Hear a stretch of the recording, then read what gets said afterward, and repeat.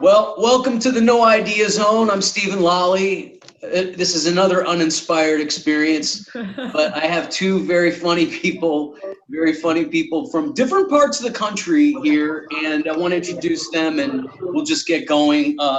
As you know, No Idea Zone people, we don't know, like, it really is, we have no idea if Zoom is going to kick us off at any minute. We had the last episode we had a comic couldn't get in. Thank God Al was able to get in today. So we're all together. And so now I'd like to introduce my first guest. She's in New York, which is awesome because we like to not just have LA comics. She's an award-winning actress, stand-up writer, director, Jessica Rotondi. How you doing, Jessica? I'm good. Thank you so much for having me. You're very welcome. I've had so much interesting experiences on Zoom the last week. I can't even tell you. Oh, good. Well, we can get into that after I introduce my next guest. This man is, one of my good friends in comedy and one of the baddest motherfuckers in the world. He is a stand-up, a writer, a comic in LA. He's been on Comic View, Def Jam, Comedy Central, and he's the host of a weekly podcast that's very cool that I've yet to do, but will do soon, Toomer's Town. Give it up for my friend Al Toomer. How you doing, Al? I'm hanging in there, Mr. Lolli. How you doing, man? I'm good, man. I know when you struggle with technology, it's a pain in the ass to put us in a bad mood, and I'm sorry you had trouble this morning, but you have done better than some other comics trying to get in. Well, thanks for the C+ you've given me for this bullshit. Like I think you could have just did this on Duo or FaceTime or some shit like that. This is utterly ridiculous. This is not the first time I've heard this about Zoom, so I don't even know why you're fucking with it. Well, everybody's fucking with it. Well, they gonna stop Zoom. Jessica, tell us about your Zoom experiences. That's a perfect segue. So I wasn't sure if I wanted to do it, but I started producing a Zoom show like 2 weeks ago. You know, I produced a weekly in New York, and for a time in LA when I was there, the idea was like an LA New York thing where we'd have New York comics on the LA show and LA comics on the New York show, and try to have people from other cities that were visiting both cities. But anyway, so my instinct is to want to produce shows, you know, and of course I was trying to avoid the Zoom thing. I had friends doing Instagram stories, which also felt weird to me. I kept like falling on people's Instagram stories by accident and then felt trapped in the room. I'm like, I don't want people to watch the show because they feel trapped. And so my friend was like, why don't we just try it? So we've been co-producing. Our first show, we had like 80 people. It was like the most people I've had at one of my own show. Like I produced shows in like so long. And then the next one we had 40, but the first one we had a guy who was like doing a puppet show in the middle of it. So we like had to catch him and stop it. And then the last one we had a guy expose himself, and it happened really fast, but my parents were on the call. So that was fun. Wait, you did a show and you admitted you allowed anyone who wanted to join? Well, we did a password, which we thought would be enough, but I guess it's not. Al, this should make you appreciate this shit, Al. I don't know what's happening. Yeah, I guess hackers are getting off on particularly like interrupting comedy shows, but I've heard they've been doing it for like funerals too. So I don't think it's just comedy shows, but it's very interesting. This guy, I don't know, he was speaking some foreign language. I don't know if it was his real penis or like the guy who exposed himself was not an English speaking fellow. I don't believe so. It seemed like some very strange language. Maybe it was a penis language. I don't know what was happening. It was all very fast. And the guy pulled his dick out. Was it a Nigerian comedy club owner named Benet? I think so. I think that was him, actually. That was it. Yeah. But we've now learned, you know, how to quickly like catch. I mean, if they're making a sound, you can see who it is and you can quickly disconnect them. But, you know, 5 seconds was enough for this guy to make a difference on the show. Let's just put it that way. You know what it was. He made his mark. Did they laugh at him or were they at all? People couldn't stop thinking about him. So I bet they could. I think that's he achieved the desired effect. I think that's what he wanted to do. He made an impact, and we kept the show going, but we couldn't stop thinking about it. Okay. Did he go to jail after that, or he went home with one of y'all? No, I don't know where he is. We banned him from our show. Know where he is. I love that statement. We couldn't stop thinking about him. That was, I meant must that have in been a hung bad like a way, horse. but I understand that it came across as not that. Yeah, it really does come across as a longing. The fact that she's wasting our time mentioning it, he must have made a hell of an impression on everyone. You know what? He's got more action than I've had in the past 2 months. I think that's part of the problem that's going on for That's a lot. part of the problem. Yeah.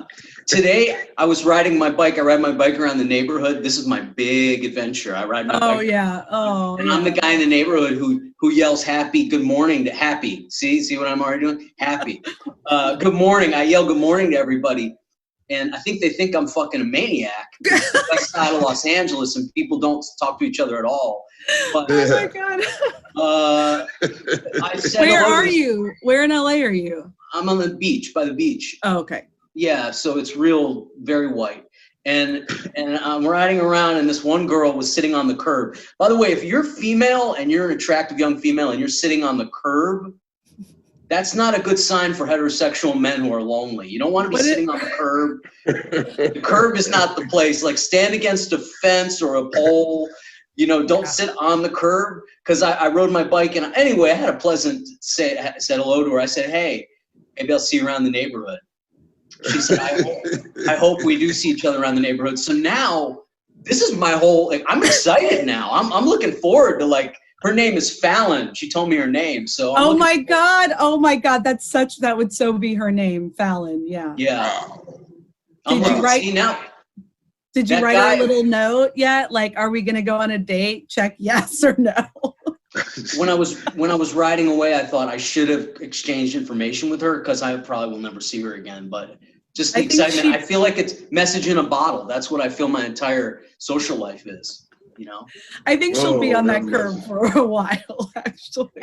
Al, how's it going in South Central, man? What's It's going hot on? than a motherfucker out here. You know what it is, man. It's not even No. 12 o'clock. It feels like it's 100 degrees out here. Now. It's hot as fuck. That's what's going on. I live by the beach, South man. Central Hill. I don't know what beach you on, but I'm on the beach too. Don't just put me in the hood. You're not far from the beach. Where are What you? In beach Inglewood? are you?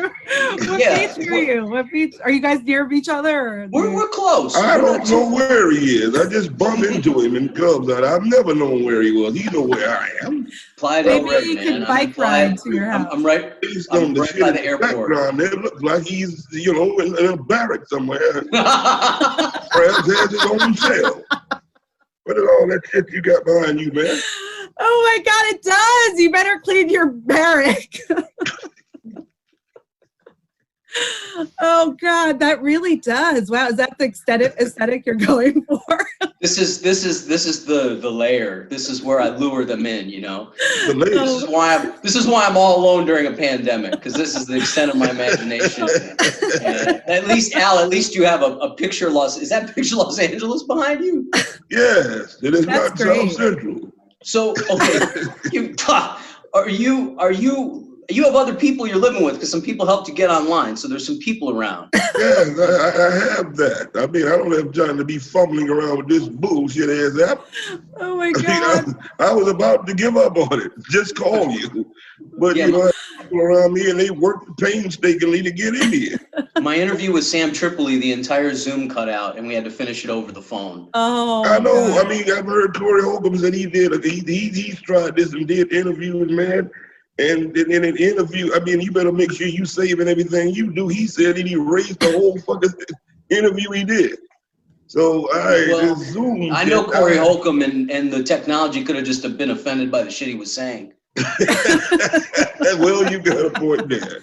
Oh my God. I had to deal with that. I had to have auditions over Zoom. It was one of the weirdest experiences because I teach a film class for directing students. And we had a couple of older actors who had to call in and then separately have their video. It was a very strange situation. One of them had like an old portable phone and the kids were like, what's that? Like that's before cell phones. Now, You're a school teacher? At a college, you teach, what do you teach?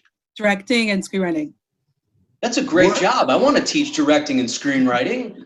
It doesn't pay that much, but it's definitely a fun job sometimes. What college? Yeah. it's New York, better- I've taught at a few, but currently New York Institute of Technology. It's like, an okay college, nothing fancy. I've taught at fancier schools and they're way pickier. And I'm like, I like the more low key, chill schools with the students that are, not the best students. But some of them are, a lot of them are really creative and awesome. So you have some degree of success in the academic world. I have a master's in film, a master's of fine arts in film. I know, it's really amazing. Do you ever directed any porno films, anything? No, but I'm writing a pilot script about a woman who directs porno films. You have a guy on the Zoom thing pulling his dick out and you haven't directed any porno. I track the penises because I direct porno. Reluctantly participated in a production with full frontal male nudity. So I did. Are we supposed to pull our dicks out before this show is over with? Yes, I will. If you want, I will rate them and I will get my casting couch ready. You know what? You know what I did hear, Al, that there is going to be a porn version of Do the Right Thing, and they're casting a Sweet Dick Willie. So, oh yeah, I have. Good, Al. You would be perfect. You would be perfect to reprise the role of Robin Harris. But it's an all-male scene. There's only men in that scene. No, it's not going to be anything like that if I'm playing Sweet Dick Willie.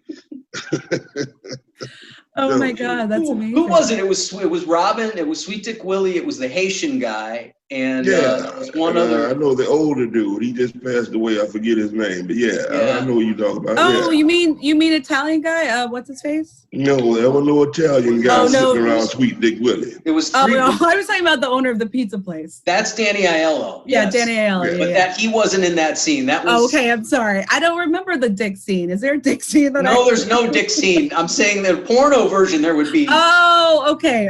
Sorry. Okay. This is what happens. This is what happens on the No Idea Zone.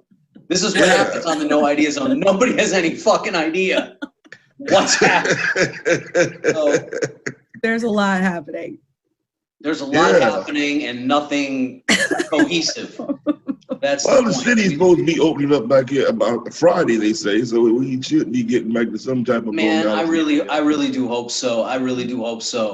How's things in New York, Jessica? Are you guys hearing any? She's in New York and still breathing. I'm in Brooklyn. Most of these motherfuckers have died from over there. A lot of people died. There was probably like 3 or 4 weeks straight that I heard sirens through the night, like almost every night. That ain't shit. I live in LA. I hear that all the time. Actually, this shit is beneficial to me because I'm heard of the sirens. He's in South Central. He hears helicopters. I'm sorry. Yeah, I meant ambulance sirens, not police cars. But there's a different type of sound. But yeah, it's been insane. It's clearly getting better. It's clearly like on the right. But at the same time, this past weekend, it was nice out. A lot of people went to parks and stuff. And so it's a little scary what's going to happen when we reopen. People are going to go a little crazy, I think. And I'm sure a lot more people are going to get sick again. But, it's sort of what it can do. Come on. Al doesn't buy it. Al's on the... Right, go ahead, Al. Go ahead. I'm going to go out too. I'm not saying I'm going to be out there, but I'm not going to. I'm going to try not to sit in parks near people. But I'm just saying, you see people have been dying in New York before this shit came on. Why is this such a big deal? I just got a video of over in Atlanta, in Georgia, where I'm from, where 2 motherfuckers just chased down a black guy jogging and killed him. Ain't nobody shutting down the country for that kind of shit. So I don't want to hear nothing about no fucking COVID-19. Everybody just died now. You can go to the hospital with a fucking gunshot wound in your head and they're going to say it's fucking COVID-19. Because that's how the state gets federal money and all this shit. If I die right now and I done abused my body, I done did all type of shit, I could have just had a heart attack. I got COVID-19. And it's a fucked up time to die right now. Normally, if I die, I have a big ass funeral. Let me ask you this. But nowadays, you can't have but 10 motherfuckers at your funeral. Al, when the testing comes around and they're gonna. I'm not doing no testing. Ain't nobody finna run no handkerchief through my nose up to my brain, man. Are you fucking crazy? That's the test. You get like a nostril up your nose to your brain. They go up in with a handkerchief. They say gauzes, but do you want anybody pushing shit all the way up your nose to your brain? It depends how attractive the woman is. all the way up to your nose. Depends how attractive the woman is. No, ain't nobody doing. Oh, so you let a woman stick her finger up your ass? You talking about how attractive she is? Man, you just took that in an extreme direction. We went from nostril swiping to a finger in the ass. You escalated that. It depends on how attractive the woman is. I'm not letting anybody stick nothing up my nose to my brain to test me. I'm not doing that. But you said if it's a cute bitch, you let her go ahead and do that. So you probably would let a cute woman stick her finger up your ass. Man, there's a lot of nerve endings in the ass, though. What? It's an androgynous area. I'm just saying the nose isn't. So you've taken it there more than a few times? No, I have not. But many men I've been with have wanted me to put my finger up their ass. And you dealt with a bunch of fags. Or the LGBTQ, you can't say fag, but any man that wanted you to do that. They're fluid. They've been fluid. Don't you judge. Can say anything you want on this broadcast as long as it doesn't offend me. Well, you're not a fag, are you? Well, if you are, Steve, you damn sure hear it from me. You know? Oh, God. Al, I'm just letting you go, man. I'm letting you freestyle here. Al, you're freezing up on me, man. I think Zoom is. Oh, yeah, that might be the use of Zoom, the F word. Zoom is ending your rant, Al. You've frozen up on us. I was enjoying it, man. I don't even mind. That's funny. He's forever frozen after saying the F word. You know what's the most fucked up thing is that technology has the best timing. It Technology does. With this timing, I mean, I don't have comic timing like that. I can't freeze Al up right in the middle of a. Come on, Al. You gotta, Al. He needs his his niece or daughter or son to help with the Zoom. No, this has happened. This has happened on a few other calls. Oh man. He's got to log out and then log back in. So it's just you and I now. He'll be back, I'm sure. Let's talk about some anal sex. Let's since Al. I don't want it to become a thing that people think I have lots of anal sex. I've had not many. I've had a few guys want to, and I definitely have not. That's not something I'm super into. And if I would, it's somebody that I've definitely been with for a while, not like some random, idiot. Right, not some new guy on the other coast who you don't know who's recording this. No. Man, the truth is that your thing, that you like having anal sex? You know what? I've tried to do it with women. I can never get it in. Okay. Well, I think that's a common thing. Is it? Because I don't know how. I don't know. Even with lubricant, it seems just like a really stressful situation every which way. I'm not skilled at it. But I have done it. I'm just not skilled at it. So, in fact, since we're there, I might as well say this. There were a period of years where I just didn't know how to get it in anywhere. Well, I think that's fairly common too. I didn't have like an older sibling. I didn't have like a few years ago, or when you were a kid, or a few years ago, up to about 35. Yeah. Up to about 35, I was like in the belly button. I was looking at the belly button. I actually used to have a joke that when I was a kid, I thought anal meant, what's the thing for belly button? I kept mixing them up. So when people said anal sex when I was like preteen, I was like, in the belly button? Like, how does that work? Speaking of not being able to get in, Al can't get back into this fucking meeting. Oh no! I just want to point it out. No, is he gone? Is he? So tell me, it's okay. Tell me your. Navel. Button. I would mix navel with anal, and my brain was like not understanding how. So I was like, oh, they just like rub their tip of their penis in a girl's belly button. That seems weird. So that's when you were a kid or a teenager? I'm talking about like 11, 12. I forgot when probably a little after that I found out what anal meant. So you were becoming cognizant of what sex was, and you had this picture that there was a belly button involved. I knew regular sex involved a vagina.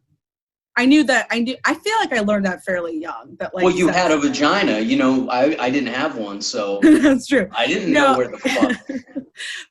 Actually, I can't remember when I found out that like what intercourse was, but I feel like maybe there was a movie and I asked a question or something. I don't know, but I think I was young, and then it was anal sex, and I was particularly confused about what that meant for a little bit.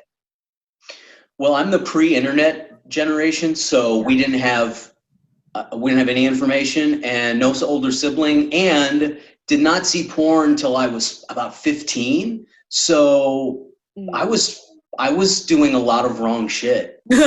Wait, you didn't have like, my parents had that book. Was it The Joy of Sex? No. There was a book that had illustrations of, I'm just remembering this now. My parents wouldn't have, because they had no joy of sex themselves. They wouldn't have. But they were honest people. They were honest people. They didn't want a book in the house creating the image. They weren't phonies, and they wouldn't have had a book in the house creating the image. They like didn't want to have it. They didn't want to give the impression that they were having sex, is your point. They didn't want it. They were honest people. They didn't want to give the impression that anything that wasn't true.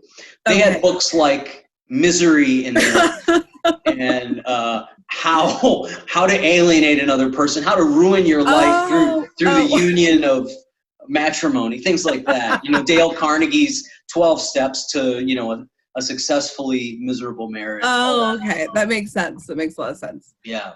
I'm just trying to remember if that's what the book was, or if I'm mixing up the cooking book, The Joy of Cooking, with it was definitely a sex book that was like, I think, designed for parents and children to read together, because it had very specific illustrations. And that's where I think I learned what intercourse was at a fairly young age. Okay. You didn't have anything like that? No. I'm wondering if my parents maybe shouldn't have let me see something like that, because I feel like I saw it. I don't think I really understood what intercourse was till a little bit later. But did you have like, my parents are very socially, not politically necessarily, but socially conservative people. Okay, I was gonna ask you, are they Christian or religious? No, but they're, you know, my parents weren't like the kind of parents who you come home and smoke a joint with. You know what I mean? Like that wasn't. Yeah. I think we were smoking weed, and my buddy Joey and I were smoking weed in the house, and my mother came by the door and said, "What does that smell?"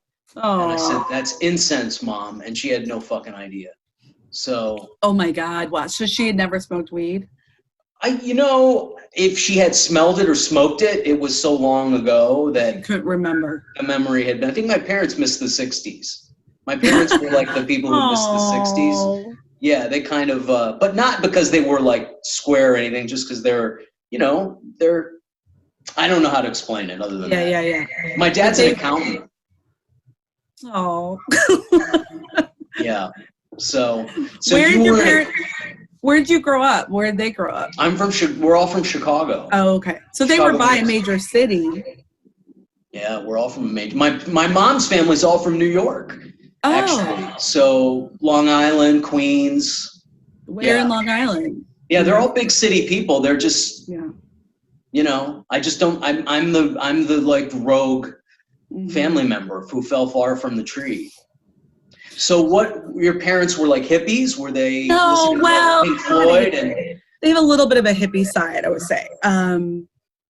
My dad definitely is like to be honest about his drug usage at times.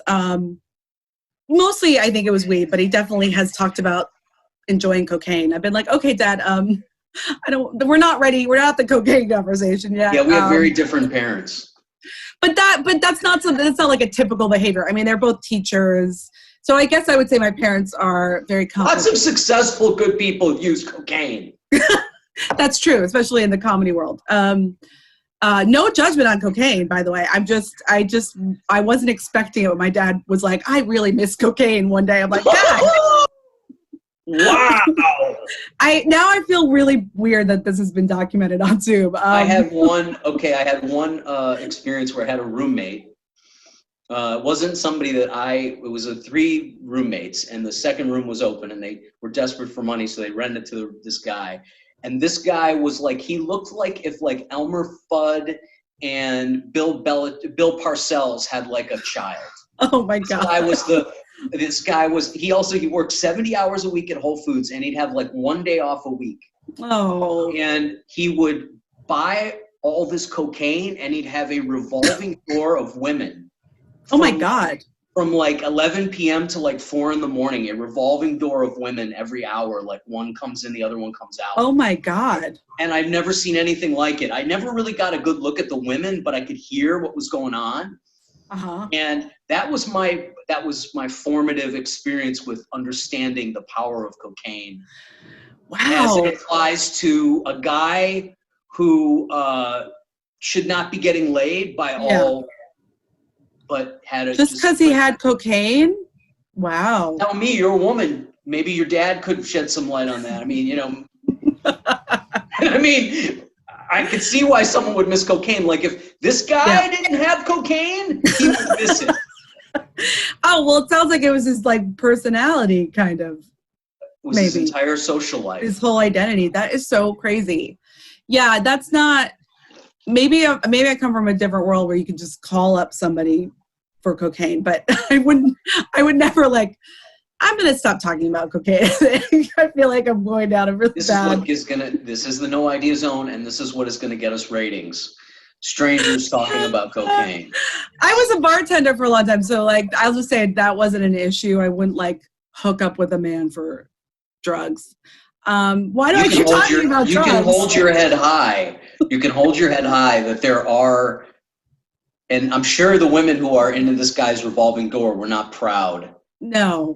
Like they didn't want to know. I think one time I knocked on his door and go, "Hey man, can you keep it down? It's like 3:00 in the morning."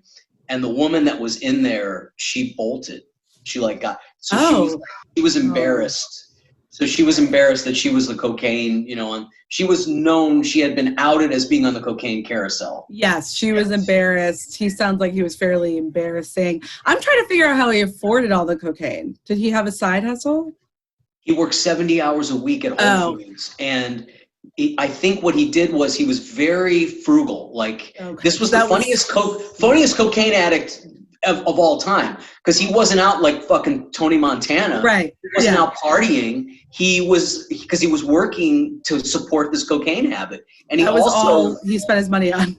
Right, but you'd think at some point he just starts selling the fucking cocaine. Well, that would have made logical sense. Not this guy. He was a responsible, tax-paying Republican, by the way. Heavy Republican. Oh, of course. Yeah. Yep. Wow. Yeah, tax-paying guy, you know. What happened to him? Did you keep in touch? Oh, I got the fuck out of there. I was 2 months after he moved in. I was like, oh, okay. 2 weeks after the guy moved in, I was looking for another place. Oh, okay. Yeah. You didn't like his late night, drug-fueled sex orgies? There was a lot of prayer and meditation that went into keeping me from coming unhinged. It was really fucking horrible. Oh my God. Wow. Yeah, it was horrible. Mainly to know that you're alone and you could be having fun. And this guy who looks like... you had cocaine. This guy looks like the textbook serial killer. I mean, this guy... Wow. Yeah, and cocaine, man. Hey, Rick James said, hell of a drug. Of a drug.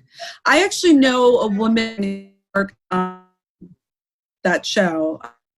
Am I blanking on what the name of the show was? You're freezing up. This is what happens on the No Idea Zone. You're freezing up. Hello? Do you work it? Can you still? This is what happens, people. This is what. Oh, there you are. You're back. Oh, okay. Sorry. Yeah. So. Go on. Unbelievable. And that's was talking. The No Idea Zone.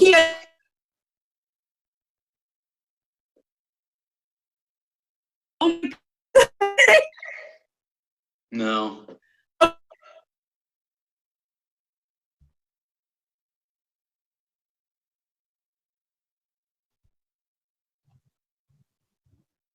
Do you hear me okay?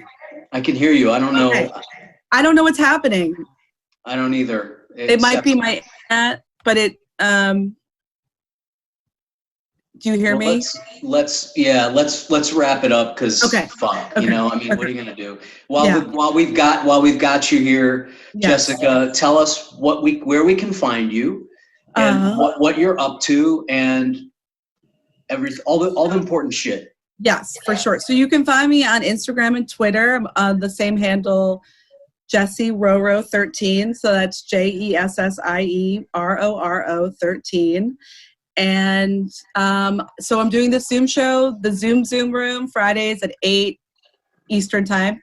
And you may see a dick, you may see a puppet. I'm not sure, that might be both, but we have amazing comics and everyone should check it out. It's free, of course. Fun Great. time. Excellent. And I'm Stephen Lolli, and we will have Jessie on again. Can I call you Jessie? Is that cool? Yes, sure. You Jessie on again. And we will have Al Toomer back and Howard Berger and all the people who have struggled to break into show business and to break into my show. Because you have to break into my show before you break into show business. It's true. We'll see you next time on the No Idea Zone. Bye, everybody.